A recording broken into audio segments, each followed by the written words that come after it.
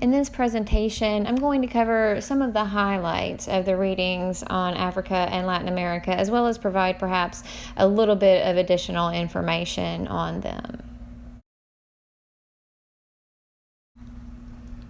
So the context that we're talking about for these rights is occurring in the middle of political and economic development for countries. Most of these cases are quite poor, and most of them experience some form of colonization or extreme outside influence for at least 400 years, although that does vary. And this put these countries in sort of vulnerable positions in terms of their economics from kind of the very beginning. In the modern economic system, the countries in the South and Southeast Asia have always sort of been used by the powerful Western European countries and then later the United States. During the wars, these countries were extraction sites for the minerals that were needed to build war machines, and so they often experienced either great economic fortune or great economic fallout due to what was going on in these larger economies, the United States and Western Europe. And then after I would say between the end of World War II, which was also, by the way, the final wave of decolonization where Europe let go of its colonies, the IMF and the World Bank begin to play an important role in the developing region by supplying a lot of loans, but also by having a lot of policy influence through the Washington Consensus. And the Washington Consensus was basically a set of neoliberal austerity package strategies that countries had to abide by for their loans.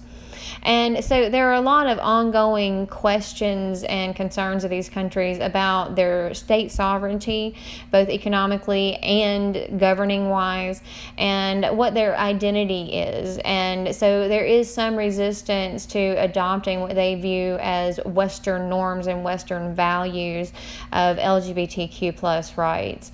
And another thing that has influenced this acceptance has been the presence of fundamentalism by Catholics, Protestants, and Islam within the region, especially of Africa. If we're talking about Islam. And also, democratization has been taking place in both of these continents for a little bit longer in Latin America. It starts back in the 1950s, really. But the experience of these countries is quite different from what happens in the global north and the rich countries. Their institutions are quite undeveloped in a lot of cases, but also they're not trying to accomplish democracy in a very long period of time the way that England did or the United States did. They're attempting to accomplish it all at one time. So it can be chaotic, and it can put a lot of strain on society and strain on the institutions. There is a lot of variation when we talk about the legal status of LGBTQ plus persons in Africa. And so it's important to sort of point out that this is not a monolithic culture by any means.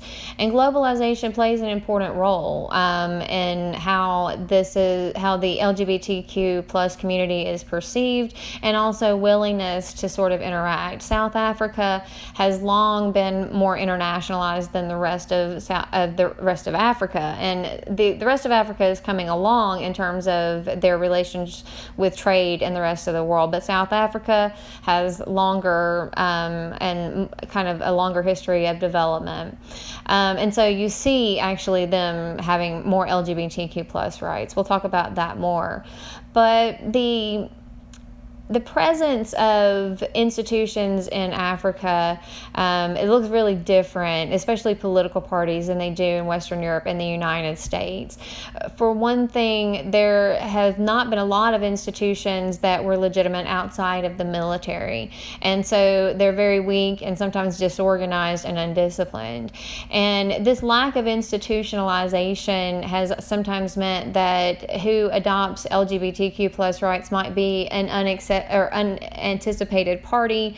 There may be the creation of an anti-gay party when there is no real push for gay rights movement. So this is unexpected, because the way that LGBTQ plus rights became salient in Western Europe and the United States was really a push from below. So the political parties play an interesting role here in whether or not they choose to politicize what has kind of been known in Africa as an unclaimed issue. So again, the role of Christianity, Catholicism, and Islam, the most draconian laws passed in the last decade against LGBTQ plus persons, thinking about Uganda, and Kenya also has laws against LGBTQ plus rights. Nigeria does as well. These have been influenced by the Salvation Army in the United States, by other evangelical ministries who have helped these laws be drafted and push for criminalization of this community. And it is also worth pointing out that the prior history in some places, this does vary, does include acceptance for LGBTQ plus persons prior to colonization. And so this question is very complicated. Today, Africans view LGBTQ plus rights as Western values, and pushing back against colonization means being anti-LGBTQ in some of their minds. So it does question, it also brings up the question of, do we allow outside forces like the United Nations to influence our laws? And so it's an ongoing struggle within this continent to determine their identities and whether or not fairness for LGBTQ plus rights will play into that.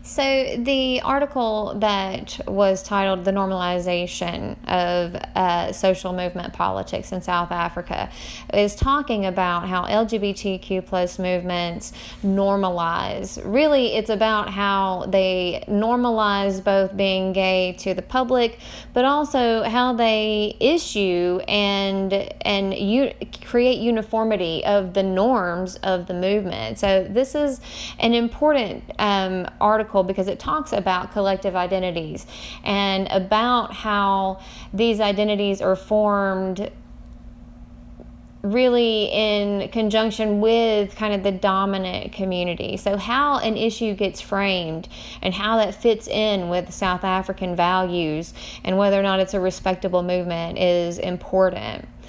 And so the important thing for LGBTQ plus movements that begin really starting in the 70s and 80s is that they move away from what quickly became a temptation, which was for white people to segregate and not take part in the apartheid movement.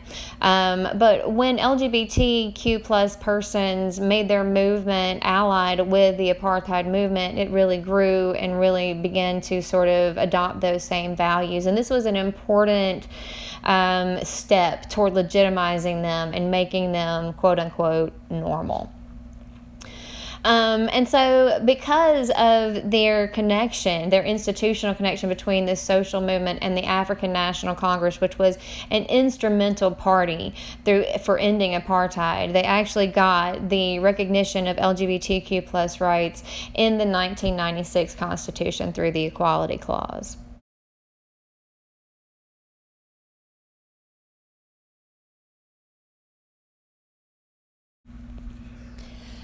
However, as the article notes, additional gains were blocked by the state during and after the transition to democracy.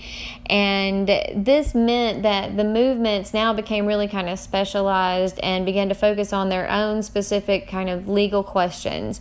And so within the LGBTQ movement, you had those that were focused on same-sex marriage. You had a different movement organization that would be focused on LGBTQ plus health or LGBTQ plus violence. And so they used the courts because the legislative process began to break down on them. And so another thing that occurs, though, is that at the constituency level, in other words, at the level of the movement of LGBTQ plus activists, that there was a contest about really is LGBTQ plus an African thing, or is it a Western thing?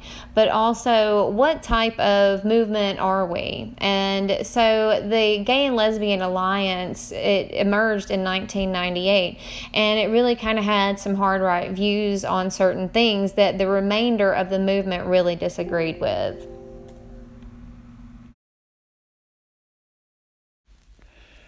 So what did the rest of the movement do? They engaged in normalization. They first of all began to synchronize their values across all of the different organizations, and basically they closed ranks against the GLA. And the main problem was that they not only were dealing with what was coming out of the GLA as an organization, but the media also tended to equate the GLA with the larger LGBTQ plus movement. So they had their work cut out for them.